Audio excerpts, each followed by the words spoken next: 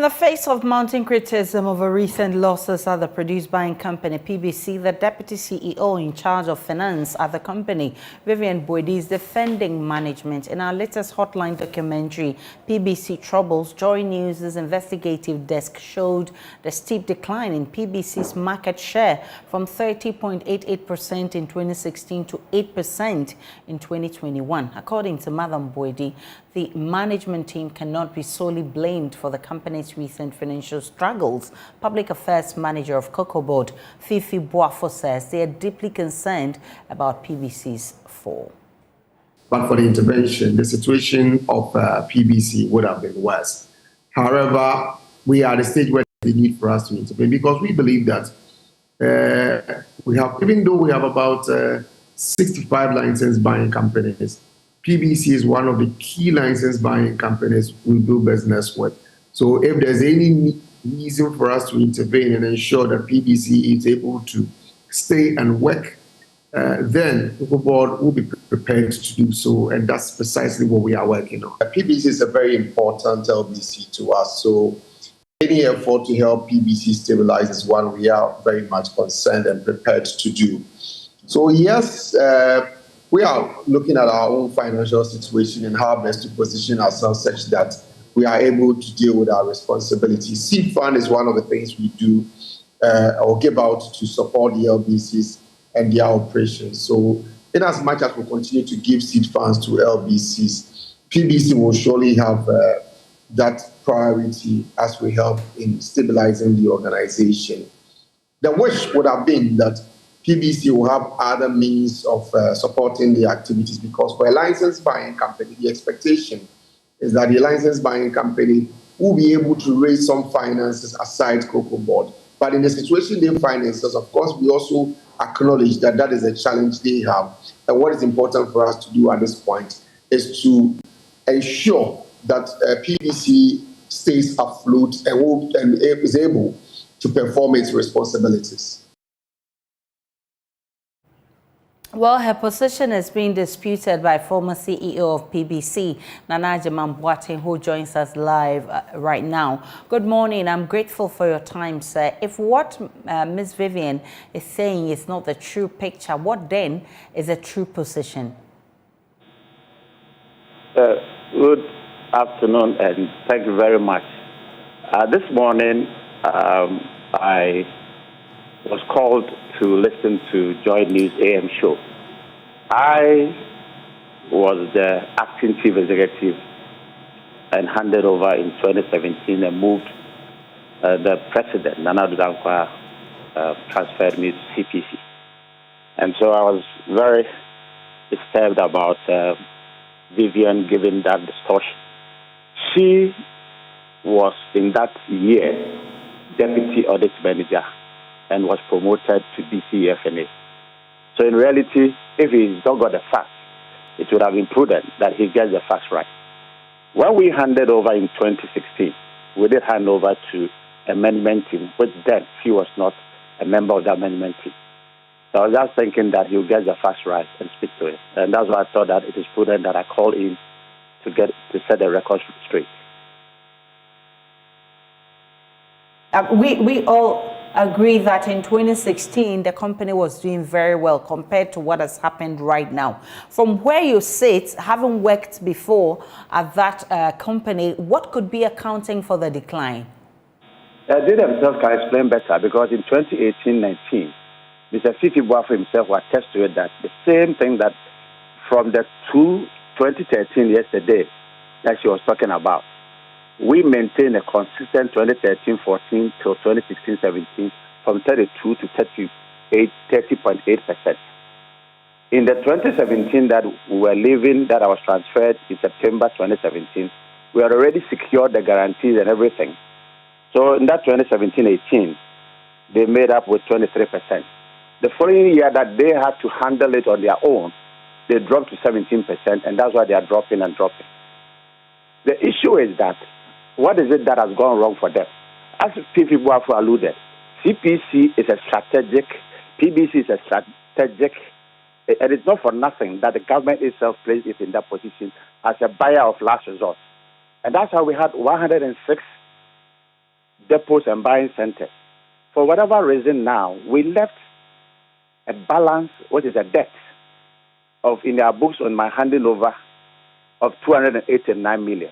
That 289 million was 42.5 million for the Golden Bean Hotel, 50.2 million for PBC Bupe share, 10.5 rehabilitating this our office.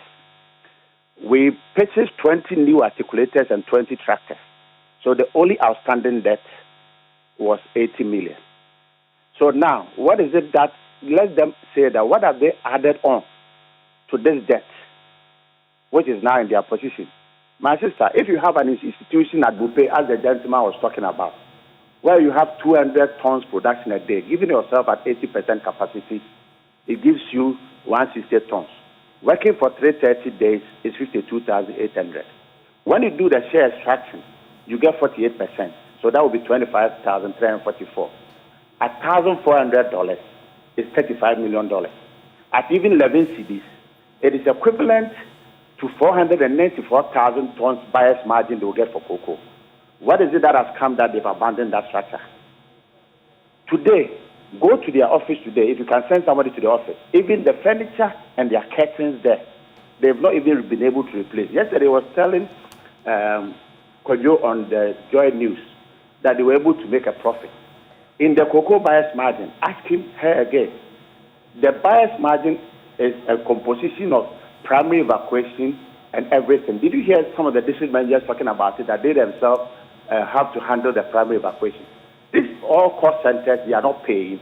That is the reason why it is in this. You know, seriously, I didn't want to come in there but the way that she was alluding that it is an inherent problem, that's why I thought that I need to clear the air, because they have to handle their own issues.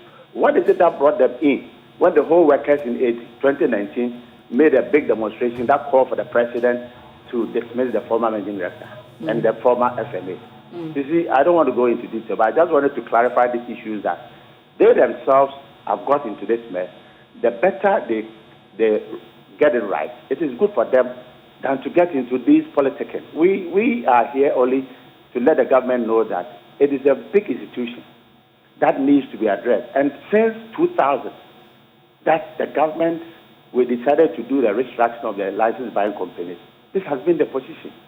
So every management that has come has tried to work on something. Like this morning, my brother was asking the Club 100. We did a back-to-back, 29, 2010. We were first, second. And that's how, at a point in time, we saw that we got some money and made some dividend to the government. And so we said that, why don't we look into diversification? You have a guest room of a 7-room guest room at Ishaeso, which is only 200 meters to this place. Why don't you add up? Before Cocoa Board in 1977, restructured Ghana Cocoa Marketing Board, PBC was the only institution into all this buying of cocoa, share, and coffee. And that's why we went back. It was President Kufuor's time, which was followed by the NDC time. And that's how we set up this institution. You have an institution of a 16-acre land, which can bring you $35 million, and you sit down and you collapse it. And now look at how they showed there, as the gentleman was saying. What is it that I'm just saying that I wanted to just come in to let them sort themselves out and stop the distortion that they are doing. So from 30.88% to 8% is a steep decline. What would you recommend at this point for the company to actually bounce back? I'm sorry, I am not in charge now, but I am only addressing the issue.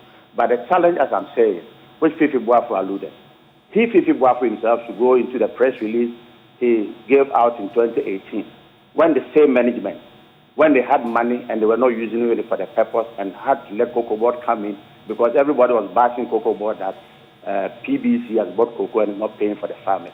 And they have to come with a press release that they've given PBC enough money, so they don't understand why they are doing that.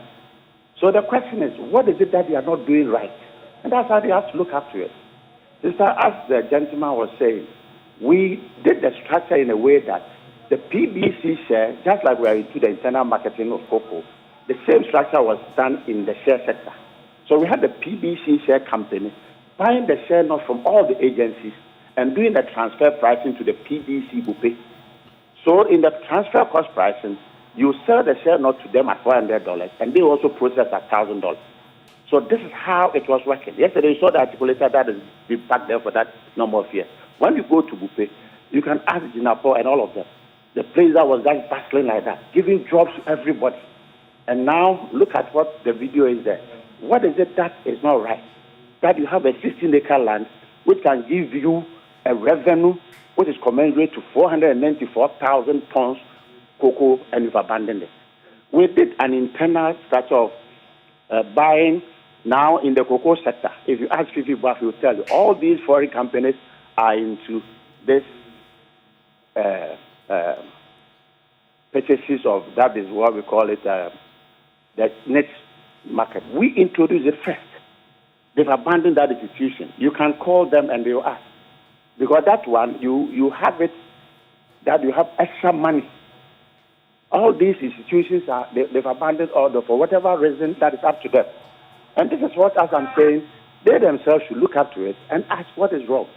You then see where the deputy audit manager and came in 2021. So what handing over was given in 2016, if you care to know, I can bring it, it's like a double of a Bible that we handed over to them, detailed everything. And that's what I'm explaining. That debt of 289 million was a structure of 42.5 at Golden Bean. And we, in our cash flow, we said that in 4 years, Golden Bean will be able to make truly in 2018. Ask her, didn't they go to Golden Bean to take salary to pay their workers? In the same 2018-19, didn't they go to Bupe to collect money? Because that was how the cash flow was. Why have they abandoned it? So there are questions about the funding for the hotel and the Bupe construction. How was it funded? Yes, so that's what I'm saying, that in the course of our activity, we decided that in the 09, 10, 10, 11, 12, 13, we saw that we cannot rely on a product where you only look at the weather. So we said, okay, can we do diversification? And that is how the produce buying company was changed to PBC Limited, so that we can get into all these activities. So we discussed with the banks and told them that we don't have money. So they said, okay, we can run with them on the overdraft into this activity and pay.